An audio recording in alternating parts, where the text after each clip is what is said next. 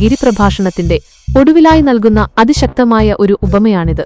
ജീവിതത്തിന്റെ അടിസ്ഥാനം എന്തിലായിരിക്കണം എന്ന് ഈ കഥയിലൂടെ അദ്ദേഹം വ്യക്തമാക്കുന്നു. ബൈബിൾ വാക്യം: എന്റെ ഈ വചനങ്ങളെ കേട്ടു അവയെ ചെയ്യുന്നവൻ ഒക്കെയും പാറമേൽ വീട് പണിത ബുദ്ധിയുള്ള മനുഷ്യനോട് തുല്യനാകുന്നു. വാൻ പെയ്തു, വെള്ളപ്പൊക്കം വന്നു, കാറ്റു അടിച്ചു, ആ വീടിന്മേൽ ആഞ്ഞു. അത് പാറമേൽ അടിസ്ഥാനമുള്ളതാകിയാൽ വീണില്ല. എന്റെ ഈ വചനങ്ങളെ കേട്ടു ചെയ്യാതിരിക്കുന്നവൻ ഒക്കെയും മണലിന്മേൽ വീട് പണിത ബുദ്ധിയില്ലാത്ത മനുഷ്യനോട് തുല്യനാകുന്നു. വാൻ പെയ്തു, വെള്ളപ്പൊക്കം വന്നു, കാറ്റു അടിച്ചു, ആ വീടിന്മേൽ ആഞ്ഞു. അത് വീണു, അതിന്റെ വീഴ്ച വലിയതായിരുന്നു. ഉപമയുടെ വിശദീകരണം: ഈ ഉപമയിൽ രണ്ടു തരം മനുഷ്യരെയും അവർ നിർമ്മിക്കുന്ന രണ്ട് വീടുകളെയും കുറിച്ച് യേശു വിവരിക്കുന്നു. ഇതിന്റെ ആത്മീയ അർത്ഥങ്ങൾ താഴെ പറയുന്നവയാണ്. 1. പാറമേൽ പണിത ബുദ്ധിയുള്ള മനുഷ്യൻ.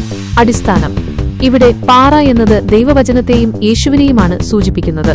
പ്രവൃത്തി: ദൈവവചനം കേൾക്കുക മാത്രമല്ല, അത് ജീവിതത്തിൽ പ്രവൃത്തിപഥത്തിൽ കൊണ്ടുവരുന്നവനാണ് ബുദ്ധിയുള്ളവൻ.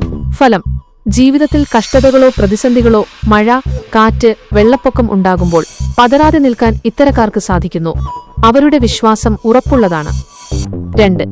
മണലിന്മേൽ പണിത ഭോഷനായ മനുഷ്യൻ. അടിസ്ഥാനം: ഉറപ്പില്ലാത്ത മണൽ എന്നത് ലൗകികമായ കാര്യങ്ങളെയും സ്വാർത്ഥമായ താൽപര്യങ്ങളെയും സൂചിപ്പിക്കുന്നു. പ്രവൃത്തി: ഇവർ ദൈവവചനം കേൾക്കുന്നുണ്ടെങ്കിലും അതനുസരിക്കാനോ പ്രവർത്തിക്കാനോ തയ്യാറാകുന്നില്ല. കേവലം ഉപരിപ്ലവമായ വിശ്വാസം മാത്രമാണിവർക്കുള്ളത്. ഫലം: ജീവിതത്തിൽ ഒരു പരീക്ഷണമോ പ്രതിസന്ധിയോ വരുമ്പോൾ ഇവരുടെ വിശ്വാസം തകർന്നടിയുന്നു. ആ തകർച്ച വളരെ വലുതായിരിക്കും എന്ന് യേശു മുന്നറിയിപ്പ് നൽകുന്നു. ഈ ഉപമ നൽകുന്ന പാഠം: നമ്മുടെ ജീവിതം എങ്ങനെ കെട്ടിപ്പടുക്കണം എന്നതാണ് ഇതിലെ സന്ദേശം.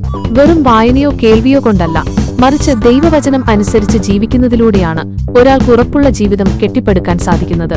പുറമേ കാണുന്ന സൗന്ദര്യത്തെക്കാൾ ഉപരിയായി ജീവിതത്തിന്റെ അടിസ്ഥാനം, ഫൗണ്ടേഷൻ എവിടെയാണ് എന്നതിനാണ് പ്രാധാന്യം നൽകേണ്ടത്.